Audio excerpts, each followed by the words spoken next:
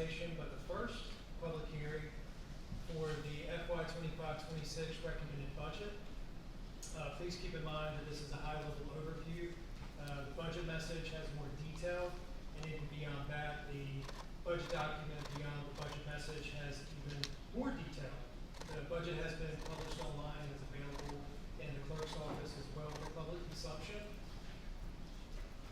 Tonight we're having the first public hearing, and tomorrow here in Pittsburgh, and tomorrow we'll be holding the second public hearing in Siler City.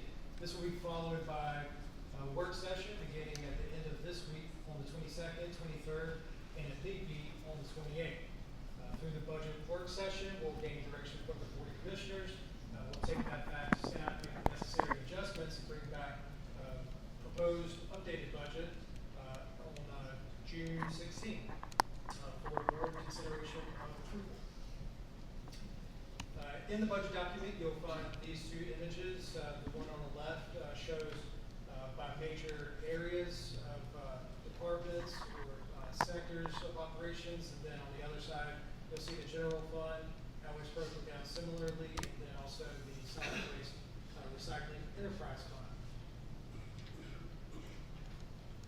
Before looking at what is proposed in the recommended budget for FY 26, we'll take a look back to FY 25. What we'll note is that growth and development continues to persist. Residential has slowed down more so lately than what we've seen in past years, but commercial and industrial continues to show some activity. Also notable, what we observed over the past year and forecast going into the next year is a slowdown in sales tax revenue. Right now, we are trailing state averages. We're falling by about 4% this time, falling back 4% this time last year, whereas the state is up 3%. We'll have a little bit more conversation about that later on. We also want to take a look at some of our accomplishments. This presentation just has a handful of accomplishments, but the budget document has a much more substantial list of accomplishments in the Commissioner's Goals section of the budget document. But one of the first things I want to highlight is the sheer amount of hours put in and other resources to Western North Carolina following the devastation of Hurricane Helene. 1,200 hours between multiple departments across Chatham County's operations, and that's not including the many hours and other resources that Chatham County Sheriff's Office has brought to bear in that same effort. We did adopt the UDO while we're still awaiting our implementation strategy. That's something that the county has worked on for a number of years. In the manager's office, we introduced the recycling toolbar, which allows greater language access in many different languages, so folks in our community can access the same information regardless of what their proficiency in language is. And in human resources, we received a silver status level recognition for our wellness program here in Chatham. Within sustainability department, we're taking advantage of the Inflation Reduction Act. So far, we put in for $218,000 that we're eligible for and receiving funds back to the county. And Social Services has implemented the final two pieces of the Medicaid transformation. So again, there's quite a bit more of a list of accomplishments I would encourage you and the public to review and celebrate. Also looking to current year in terms of revenue, sales tax, we have already collected 100% of what was forecasted. And then when we look at motor vehicle registered deeds and development services, they're not quite at 100% at this point, but we believe we're going to finish the year at or above 100% for each of those. Sales tax, while we do believe we'll close the year at 100% of what was forecasted, we do want to note, as mentioned earlier, that performance locally has lagged what state's performance has been, and in the past the opposite has been true. So that is something that we're taking into consideration with the FY 26 recommended budget revenue forecast. Now we're going to take a minute to look ahead at some economic indicators and budgetary highlights. We take a look at a number of indicators. These are just a few to help hone our forecasting for the coming fiscal year. Unemployment in Chatham County is strong. We are a couple of tenths of a point behind or better than the state average, and that has remained consistent. Our labor market with the activity here locally in Chatham County and our proximity to the RTP, Raleigh, Triangle area. Inflation, as we've seen coming out of the recession, we've more or less got to a point of that soft landing that we were looking for. We've seen some reduction in inflation, but of course, with fiscal policy over the next year and beyond, will have some impact what that might look like. So something to keep an eye on. As we talked about, residential development has slowed, but commercial and industrial is picking up the slack on that front. Some revenue highlights. First off, we'll talk about property tax. The proposed budget is increasing to $135.9 million set revenue. This is with a recommended budget or tax rate of 60 cents per $100 valuation.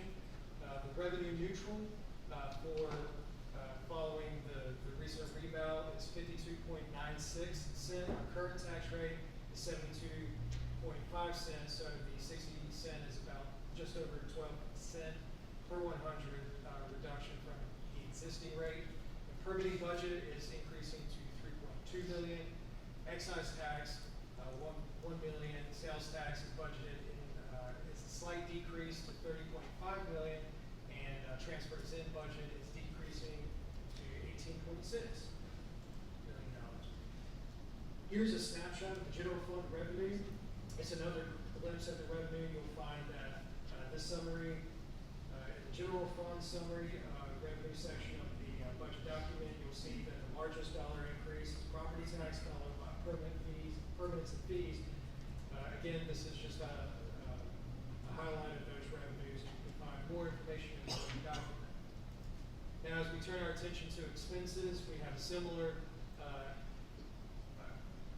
table here that highlights the different expenses, and salaries represent the largest numeric increase among these categories, while there are some other,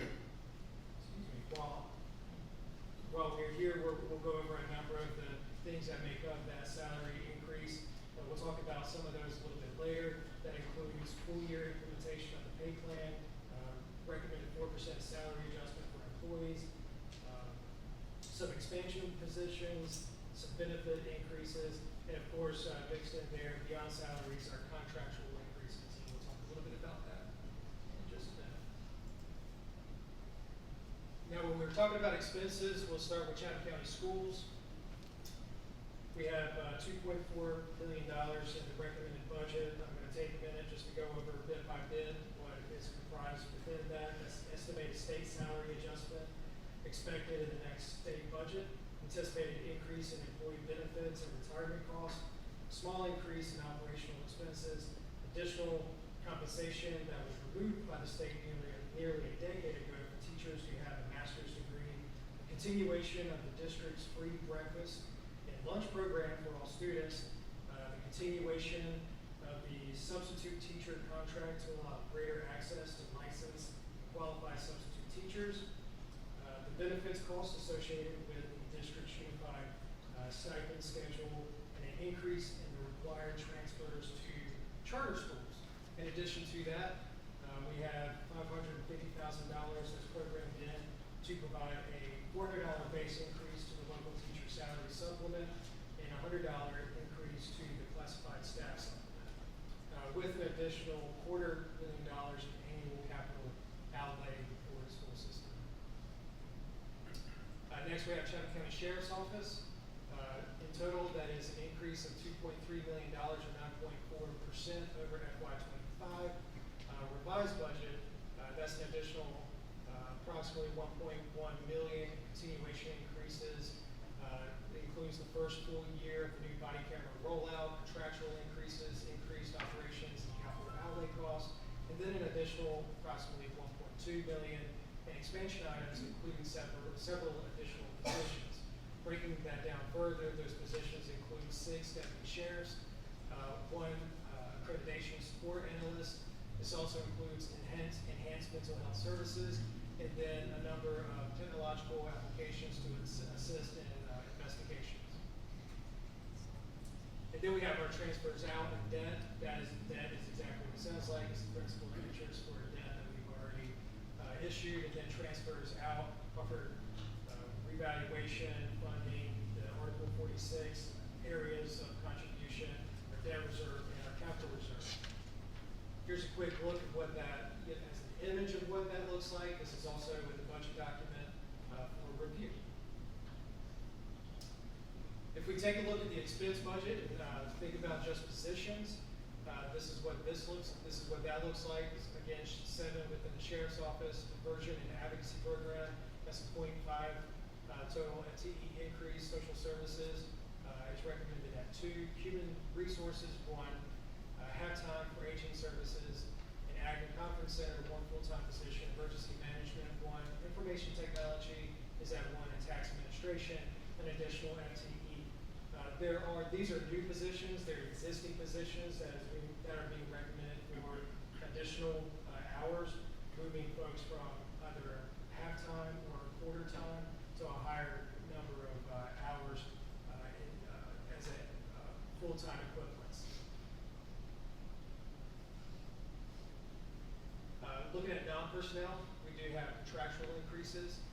We have operational increases. A lot of that's driven by inflation. Capital needs, equipment, vehicle, continued movement to the cloud-based operations, full year cost of the associated with the 2/3 pay study implementation, and the employee pay adjustment that we spoke about earlier. This is what the general fund and the 2 major funds we have, general fund and our solid waste and recycling. In the general fund, we're looking at a 3% increase year over year, and then likewise 6% within the enterprise fund. We do have a number of fees, new and increased fees. Within the planning department, we have a combination of new fees. These are fees that are anticipated based on the adoption of the UDO that we're contemplating, new activity. But then also, it's been some time since these fees have been reviewed and benchmarked and identified for the cost of recovery for providing these services that are not tax dollar dependent. So you'll see that those are the budget document. Within aging services, there are a couple of adjustments. One is just recognizing the fee, which is really just a pass-through. This is in order for us to take advantage of group rates that we would be accepting the funds when we do group trips to plan. Let's say if we go to the zoo, we can do a group rate and take advantage of that savings. And then senior gains, a couple of adjustments there. One, an increase to the early registration, but also offering a registration fee that does not include the cost of a senior games t-shirt. Within solid waste, we do have a number of increases. This is strictly to keep up with the cost of doing business and maintain the enterprise nature of this fund so that it does pay for itself. That includes solid waste fees at $20 increase, yard waste disposal fees at $5 per ton increase, and land clearing and inert debris disposal of $15 a ton increase within this operation. We have 11 fire districts throughout Chatham County. They too have a revenue neutral tax rate to publish, which is in the budget message as well. These several fire districts have requested a reduction in their tax rate. None of them bring theirs down or are requesting bringing their tax rate down to a revenue neutral, but it's less than what otherwise would be rate neutral. And we do have other fire departments who have requested for their fire districts who have requested rate neutral. All that information is within the budget document. So in summary, significant financial pressures are being recognized in the upcoming fiscal year, primarily around education and public safety. We are organized in a position to address challenges around growth and development. We are planning for slower growth that in recent years, and we're preparing to make adjustments as we do leading into the next fiscal year, as things may change, and as they do, we can afford a prize and ensure that we have ability to pivot where necessary throughout the fiscal year. Again, tomorrow we will be in Siler City giving this presentation, holding a public hearing, followed by a work session, and we will have a revised document before you in the public on June 16th. With that, I thank you. If you have any questions, feel free to email staff, Assistant County Manager Darrell Butts, and